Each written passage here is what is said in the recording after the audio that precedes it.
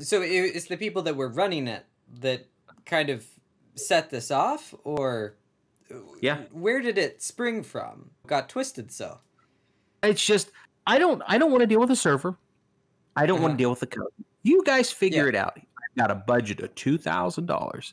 You guys go and make the nicest economic server that you can make for $2,000. And if you guys want to monetize it, that's fine.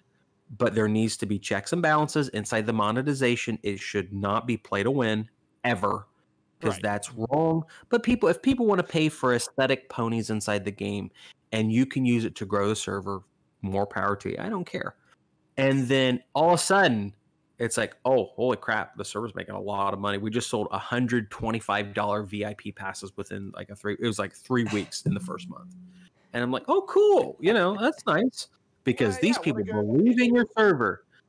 And then it became this thing. Oh, we fired half the mod team. Why? Because they thought they deserved some money. And it's like, well, I told you guys, I'm getting promo material. I've got Ridge wallets. I will mail the Minecraft mod team some free wallets once in a while. Can we do this? Well, nope. I fired them. Okay, that's weird. Oh, wow. I got bad news again, Brandon. Like, well, bad news. What's the bad news? Oh, they competed up with a Minecraft server. They're DOSing your server, trying to take people from your server and put it on their server. What were the different ways that the server made money? Yeah, they were angry the server would made money. They felt because they were on the mod team, they were entitled to some money from the VIP passes. They got angry, so they made their own server. They started leeching users off my server. We banned their IP addresses, so then they hired a botnet to come back to my server and DDoS it and knock it off the internet for 3 weeks. Wow. Or whatever. Wow. Sorry, that's insane. The question, I'm glad you answered it that way. But the question I was asking was, what were the different monetization paths that you had for Minecraft? Like, what were and were they all your plan? Because I know that you had a framework for how it was going to be to educate and finance. What were the different ways that it made money? Just VIP passes. That was my primary intention. But then my goal was, there's a game, I'm sure, if everybody's nerdy like me, is a game called Eve. And Eve has such a neat economy. And I said, it would be so cool that we get a thriving Minecraft economy. So then I could start doing Minecraft videos based on the Minecraft economy and kind of do lessons on YouTube, maybe a second channel or whatever, so that we can make even more money off of the Minecraft server, because I can get decent monetization on YouTube videos, and then it'll just be a self-sustaining growth cycle. But the VIP passes that were $25 a piece, those came out kind of the blue, and we sold 100 of them in the first month-ish. Then there were some aesthetic things. Hey, you can buy a rainbow pony or whatever as a mount on the Minecraft server. Oh, we sold a couple $100 worth of those. And then there's been several different things in the Minecraft servers that were just one-off purchases, loot boxes, things that were just aesthetic boosts. You could buy a global server boost that would increase everybody's experience points and the jobs that they had.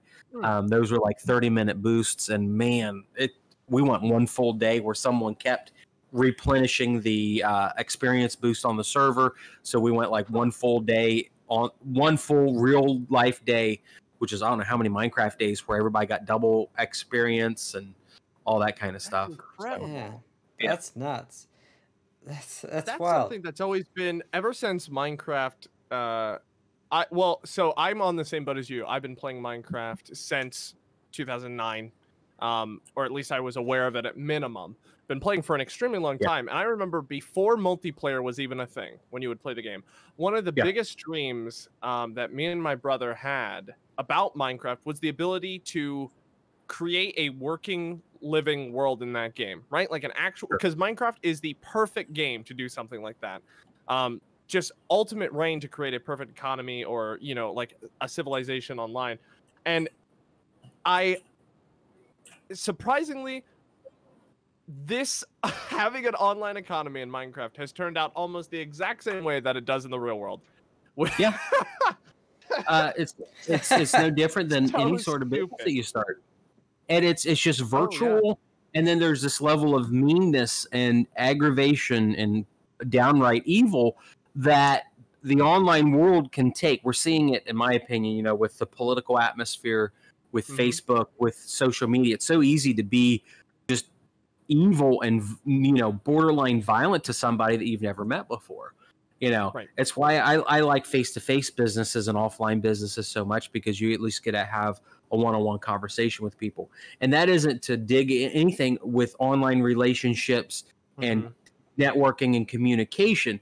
But I always see that kind of as a bridge to the offline world, and we can boost those relationships with online world. The online stuff should never be the end game, the end role. It should just be a tool to get to where we want for our individual lives. Because if we think about it, that's where we're trying to go. Is we're trying to make money. We're trying to do these things to benefit our offline life, as opposed to, you know, online. That's such an important perspective, because you know, you can run an online business, and that's phenomenal. But look at like Amazon. The minute that they can start buying physical locations like the Whole Foods or the you know, ghost stores, those things, like, the point is, let's say back in the day you were on Second Life and you used to play guitar on the street corner through your mic to make money. You took that money and you threw it into an X.com or a PayPal account, right? And you spend it on real world things. The money you make online is always going to translate back to the real world. You're always going to spend that money on things for your material life. So if you can just move it to the material world, to actual things, it's so much better. Like, you can, and this is something about the human mind that just gets me again and again. I think I've talked to Josh about this. There is something incommunicable to our brains about having a virtual call, because although all of us know that there are real people on the other side of this video call, like, just evolutionarily, the idea that you are a tangible, actual person is not, it doesn't click, I don't think, until you meet someone. There is a real disconnect, and that really affects business. You know how different people act on an online business meeting than a real life business meeting? It is incredible how weird it is, that disconnect. I think there's a tie between that and how we like to think that we're logical beings.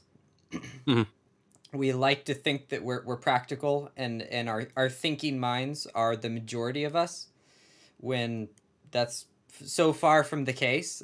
We're mostly emotional beings, and I think that the internet world, it taps into the best that our logical mind can be, and it leverages it in the most powerful way.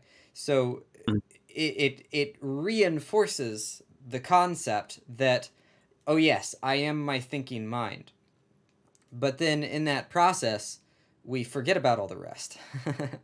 And I think that it's a, I don't know if I even want to call it a problem, because it's a really, the internet is wonderful. It's a valuable thing. So I don't want to call it a problem, but it is a thing that it has a sort of reinforcing type behavior, where if you go on the internet and you use your mind to solve a problem on the internet, then you start to put more emphasis on your logical mental capacity, and that becomes more of your reality. And people that can, people that feel like they live on the internet, a lot of times we're very detached from our emotions and our body and our day-to-day lives. And I think that we're missing, the other 90% of us when we do that. And so it's really beautiful to bring that back into the rest of your life, and use the logical mind, and use the money made online, and use the connections made online to reinforce the whole. Yeah, absolutely. Exactly. Yeah, and that's going back to talking about the emotional, logical parts of us. I mean, that's entrepreneurship. How many decisions all of us have had to make in that journey of entrepreneurship that completely go against everything. At least, I don't want to say ethically, but at least it hurts our feelings to an extent to have to do those things. Like the amount of times I've had to be kind of the stick in the mud to someone because just at the end of the day, it's a bottom line issue. Like, I can't do anything about it. Like, you don't ever want to do that, but that's where the disconnect of real life and online is kind of bad. Online, you know how easy it is to fire someone or to move on from that person, but if you know them and you've worked with them, oh my God, it's incredibly difficult. But if you can't make those decisions, you can't be in that world. And that's just, that's the long and the short. If you're way too nice, you're going to get pushed around. But if you're way too mean, you're not going to get the productivity you need. You have to strike that balance between what is the logical amount of emotion that I can have. And that's such a tug and pull. It's incredibly difficult.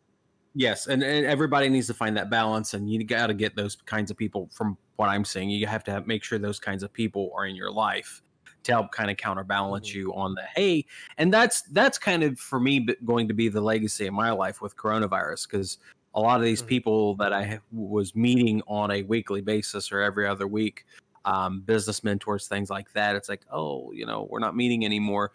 I've lost the counterbalance to those kinds of relationships, to those kinds of situations. And it's like, man, I'm way too nice right now. And I need to be way meaner than I am. Cause I'm a nice, fun loving guy that cares about people. And I do care about people.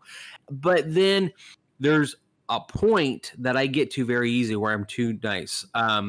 Where I am the, and I have these conversations, and they're already pre-programmed in my mind. Let me talk to you about Miss Janet. She's a nice, sweet, elderly lady that lives in my town. She's lived in the same house since 1979. She didn't remember how long she's lived there till I pulled her lease record from my local county administration office. Her husband died in 1976 as a post office worker, and she's been living in the same house on government assistance her entire since 1979, which is older than me. You know what? When I talked to her, she informed me that I'm her 7th landlord. 4 of them have gone bankrupt. 3 of them just got tired. You know what? The actions and the choices that you are making here are very poor, and they're going to have an impact on my business and Miss Janet's livelihood. So here's your eviction notice. Right. Yeah. And it's like, so if I am balanced and if I'm at a point in my life where I remember and I remind myself, I'm the one in charge, I'm the one making the decisions, I have that mental clarity to go through and remind myself of Miss Janet's story. So I make the decision and put the rubber to where the road is and run the business as efficient as I know it needs to be. But then I find that there's often a pull from other people. Well, you need to help me out here, Brandon. We need to do this. We need to do that. And I'm hoping, and my desire is, and I think I've done an okay job on my YouTube channel, if someone was to go and binge all my content, where they would see, oh, Brandon rented this house to another crack addict. Well, that's not the case.